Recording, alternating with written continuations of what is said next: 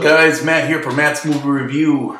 Into the Stallone zone, of course, again with Demolition Man as promised. I've wanted to review this for a while. I didn't review it before because I was waiting to get the Blu-ray, and I've had the DVD forever, and I decided that I was going to try and get the Blu-ray. So I ended up getting the Blu-ray, and I wanted to kind of talk about what it looked like on Blu-ray as well. So I rewatched it yesterday. I was going to put the review up yesterday, but some other things came up and I didn't get it up. But we're going to talk about it today. This movie has been reviewed to death. You know, most people that are into action movies or Sylvester Stallone have all reviewed this movie.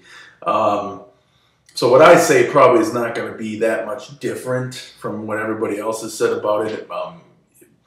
Most people hold it as one of Sylvester Stallone's best movies, one of the best action movies I've ever seen. You know, Sylvester Stallone, opposite of Wesley Snipes, who's the villain in this movie, plays Simon Phoenix. Good chemistry, good humor between them at times. Good humor from Wesley Snipes. One of Wesley Snipes' best performances ever, too.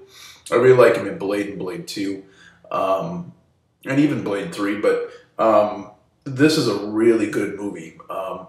Just because he was able to play this crazy bad guy, who is a really bad guy, but he does it in a way that's it's kind of humorous, so it kind of breaks up some of the you know, the action, and it kind of gives a little bit of a light-hearted feel, even though, you know, there's a lot of serious stuff going on in the movie.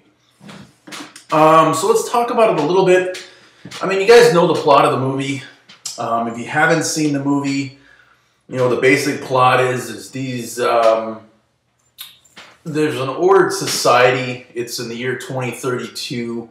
Very politically correct. Everything that was bad for you is deemed illegal, like smoking, high fatty foods, salt.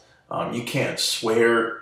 People are germaphobes pretty much, and they think that it leads to disease, and so they don't even shake hands. They basically just touch. They get as close as they can to touching. So there's one point where they say hi to each other and they put their hands like this and they go like this. So if I was going up to you and going like this, and your hand was right in front of mine, but it's about an inch away, and then they say, "Be well," and everything, the computer, everybody they talk to, that's their you know, parting greetings is "Be well" after every time they say goodbye. Be well, and then they leave. But so there's this guy named Cocteau, Dr. Cocteau, Raymond Cocteau, who is basically seen as the, I don't know, he's the emperor, he's the leader of this ordered society. He was the one that came up with everything, and he's seen as like the savior for these people in this city. And there is a underground resistance led by Denis Leary that is becoming a problem. Now, the police officers are not able to handle this problem because there hadn't been a murder in the city in, I think 2010, they said was the last murder that they had. So, you know, in 22 years, there hadn't been a murder. So these police officers are not equipped to deal with violence. They carry these little glow rods. When they touch you, you fall asleep. It makes you pass out, kind of like a stun gun, but I think even less hurtful. They don't carry guns. They're just not equipped to fight with anybody. And so this resistance, they're stealing. They have no food down there, and so they're stealing people's food. They're coming up to steal food. And, you know, just bucking against the system. They're basically like the Tea Party of that day and age. And so Simon Phoenix was cryogenically frozen in 1996 because of his crimes. He's a horrible criminal. And Sylvester Stallone's character was also frozen back in 1996. He was a police officer, but through a series of events, catching Simon Phoenix at the beginning of the movie, They hold him responsible for a bunch of innocent civilians dying, which you find out later. Simon Phoenix confesses to the fact that they were already dead. But they didn't know that at the time, so they froze him as well. So this Cocteau guy unfreezes Simon Phoenix to get rid of Denis Leary's character, not knowing that Simon Phoenix is so nuts, he's just going to start killing everybody. And eventually he's going to want to kill him. He doesn't realize how crazy he is. And so Simon Phoenix comes and starts wreaking havoc and killing people. And then it's actually the San Angeles Police Department. They've merged cities.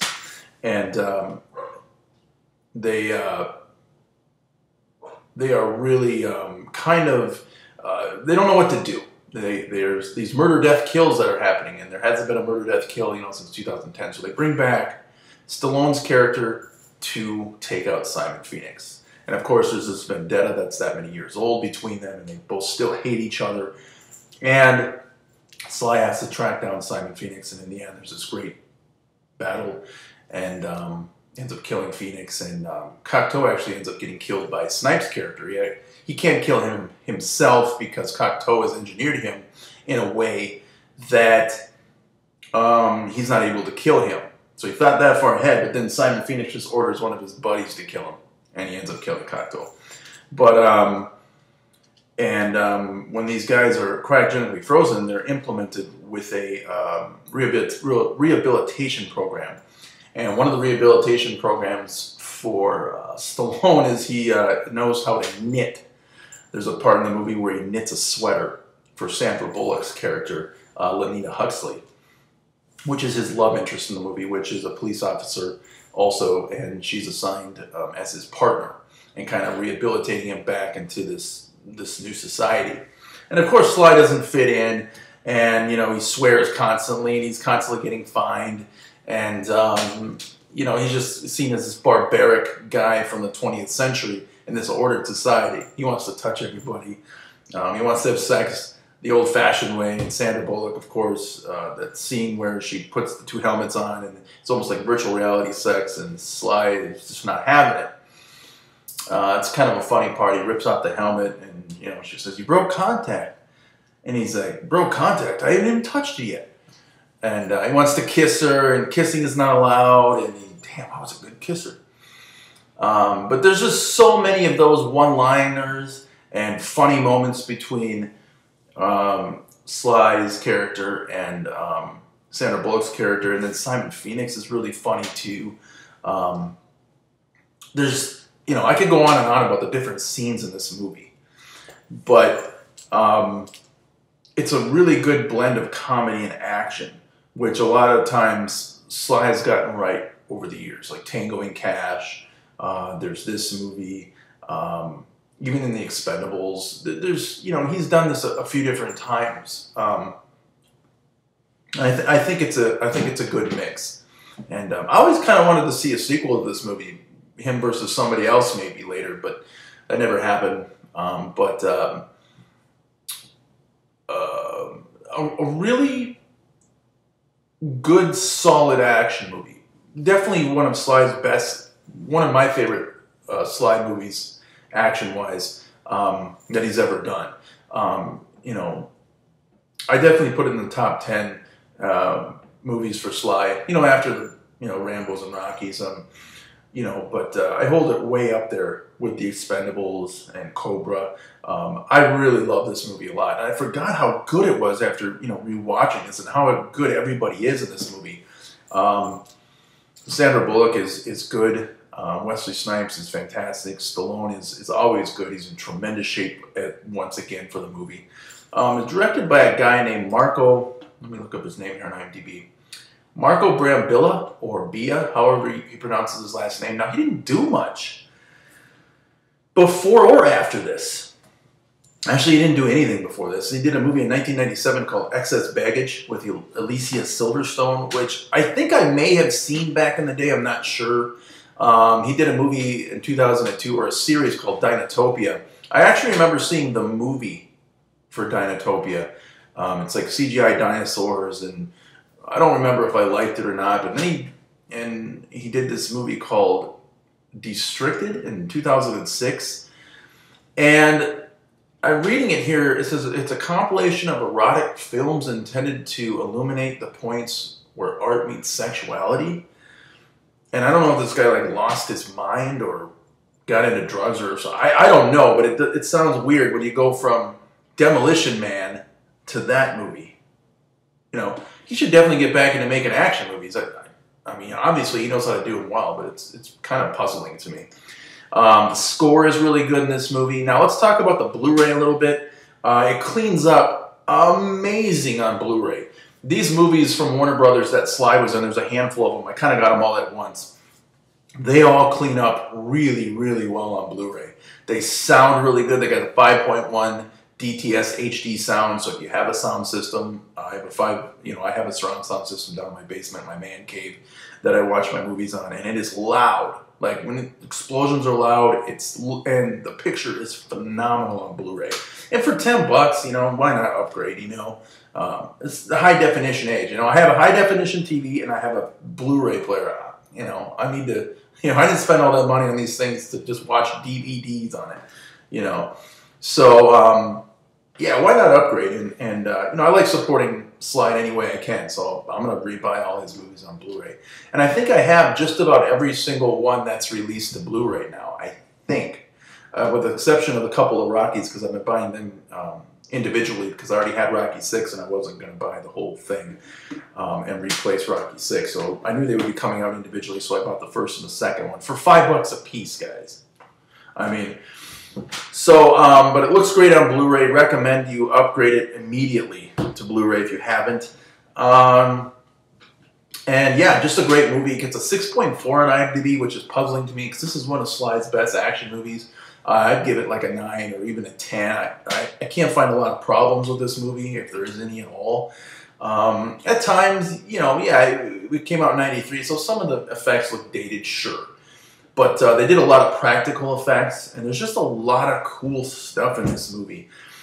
The world that he's created is just really, really cool. You know, in my opinion, you know, 50 to 100 years, we could be in an ordered society like this. Just look at what's happening in California, how things are illegal there, and stuff with the environment, and politically correct people out there, like PETA, and there's just a lot of hints if you look around and look what government is doing that this could not be real far away from us. I'm just saying. Maybe people are like whatever, but that's the way I see it. I'm done with my political now. But a good movie, a really good movie. I suggest you guys you check it out. I left a lot of stuff out, but when you guys watch it, you'll see other things. So leave a comment. Let me know what you think. Friends of the channel, Matt at Rambo Rap for Life has done this. Movie Guru, Rocky Balboa 101. Aaron, a friend of the channel, has reviewed this movie. And he actually did the Blu-ray review too, so check his thing out. Yeah, I don't know what else to say about Demolition Man. Classic, great. Sylvester Stallone, the best. We're gonna do I'm probably gonna do a Blu-ray update sometime today. That'll be up later on this evening or this afternoon, so that'll be coming up here pretty soon. But take care, guys, and we'll see you for another Stallone review very shortly. See y'all.